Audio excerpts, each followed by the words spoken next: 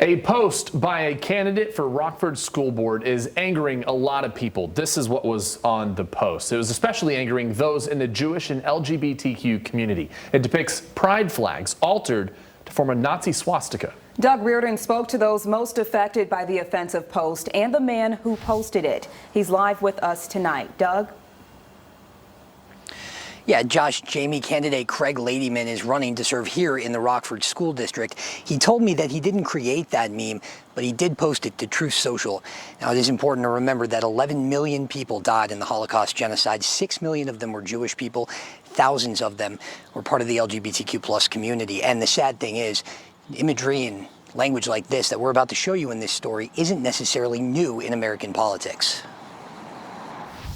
It cheapens the Holocaust. It cheapens the suffering that their families went through. When Rabbi David Krishif sees the Nazi swastika like the one shown in this picture posted by Rockford School Board candidate Craig Ladyman, he thinks of the suffering endured by a generation of Jewish people. That's what the Nazi imagery evokes. And while he's appalled, he's no longer surprised by political figures using Nazi symbols and language to highlight what's going on in American politics, an unfair comparison at best.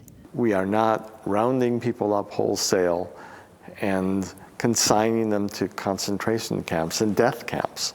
Right? But that's what the Nazi imagery evokes. So to apply that to what's going on in this country is to say, well, Nazi Germany was not so bad, really, and it's absurd. Use of Nazi symbolism is becoming more and more common in tweets and references from lawmakers and in school board meetings from Ohio to Birmingham, Michigan. Rabbi Krishif says it's not ignorance. He thinks it's intentional. I think they know perfectly well what it means, and they're being deliberately, offensively provocative. The use of a swastika gets you noticed. It grabs attention.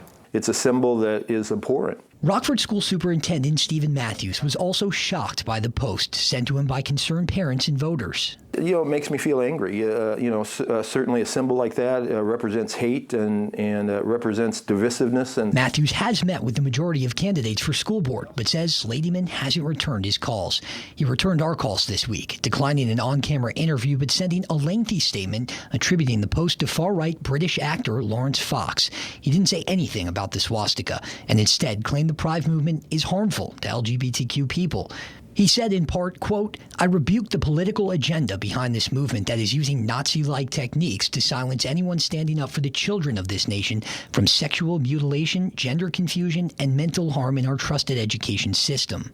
He goes on to say, quote, "This is child abuse, and parents didn't vote for this. The resulting mob attacks on me as a conservative, parents' right and children's rights advocates for school board confirm the fact that if you don't bow to the flag, they will come after you and your livelihood," unquote. With the election now less than 2 months away, Matthews and Rabbi Krishif are hoping for a rebuke of language like this and a turned-down temperature going into another school year. It's a misuse of the imagery. It's a misuse of the language. It's a cheapening of the horror of what Nazis were all about. And one recent example that we've seen from this, very recent, was after the FBI raid at Mar-a-Lago. A lot of people had been calling FBI agents brown shirts in their commentary. That is a reference to one of the most brutal military units under Adolf Hitler's regime. Of course, if you want to read Mr. Ladyman's full statement, it is lengthy. We did post the entirety of it with this story on our website, fox17online.com. We're in Rockford tonight. Doug Reardon, Fox 17 News.